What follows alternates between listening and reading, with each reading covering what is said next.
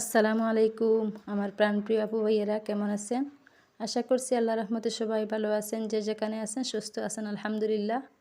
আল্লাহর রহমতে আমরা আমাদের ফ্যামিলি নিয়ে অনেক ভালো আছি আপনাদের দোয়ায়।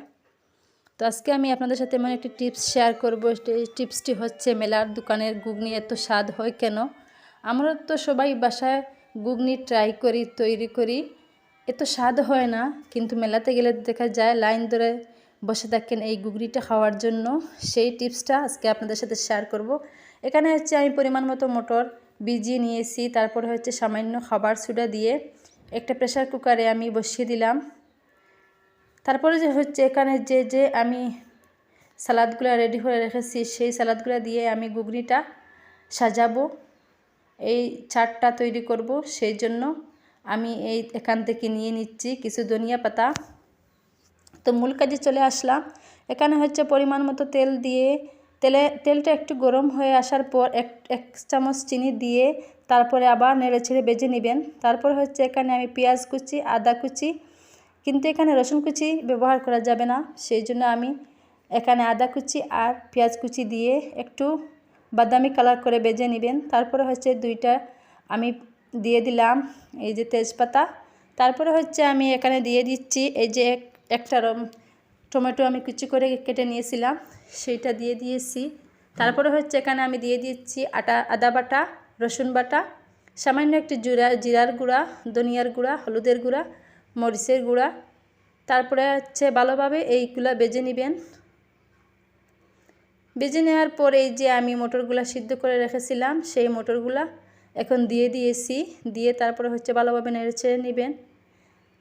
সাধারণত সবাই তো ঘুগনি আমরা বাসায় তৈরি করি, কিন্তু মেলার দোকানের মতো ঘুগনি হয় না। তারপরে হচ্ছে এই যে দিয়ে দিলাম স্বাদ মতো লবণ। উপর থেকে আমি দিয়ে দিচ্ছি গোটা এলাচ, দারুচিনি, লং, গোলমরিচ, এইগুলো আমি ভেজে রেখেছিলাম। তারপরে হচ্ছে উপর দিকে একটু ছড়িয়ে দিয়ে দিলাম।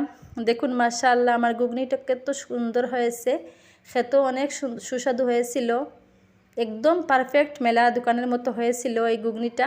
এখন আমি এটাতে ঘুগনিটা একটু সাজিয়ে নিব, চাট তৈরি করব। সেই জন্য আমি এখানে দিয়ে দিচ্ছি পেঁয়াজ কুচি, আর হচ্ছে এইদিকে শসা কুচি, ধনিয়া কুচি, লেবুর কুচি, আর দিয়ে দিচ্ছি টমেটো কুচি।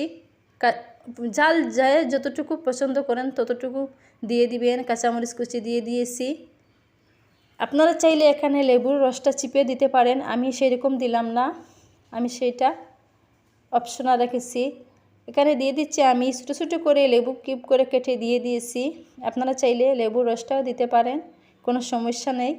তো মাশাআল্লাহ আমার চাটটা পুরোপুরি রেডি হয়েছে। এই চাটটা আমি এখন পরিবেশন করে নিচ্ছি খিচুড়ির সাথে। ইফতারের টাইমে খিচুড়ির সাথে এরকম চাট হলে তো আর কোনো কথাই নেই। সন্ধ্যা পরে আবার এরকম চাট হলে মুখটা এমন জোরজোরে হয়ে যায়।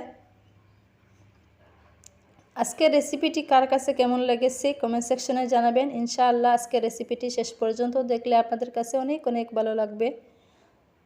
আশা করছি আজকের রেসিপিটি আপনাদের কাছে অনেক অনেক ভালো লাগবে।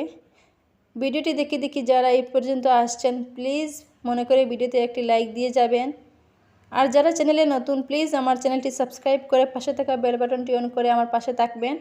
ইনশাআল্লাহ নতুন নতুন ভিডিও দেওয়ার চেষ্টা করব, আপনাদের মাঝে থাকবো। যারা অলরেডি এই কাজটা করে ফেলেছেন তাদেরকে তো আমার মন থেকে দোয়া রইল, আপনাদের প্রতি অনেক ভালোবাসা। MSK কুকিং থেকে আপনাদের সবাইকে স্বাগত জানাচ্ছি। নতুন একটি রেসিপি দেখার জন্য সবাইকে ধন্যবাদ। এতক্ষণ আমার সঙ্গে থেকে আমার এই ভিডিওটি দেখেছেন আমার প্রাণপ্রিয় আপু ভাইয়েরা, আপনাদের সবাইকে ধন্যবাদ জানাচ্ছি। সবাই ভালো থাকবেন, সুস্থ থাকবেন। আসসালামু আলাইকুম, আল্লাহ হাফিজ।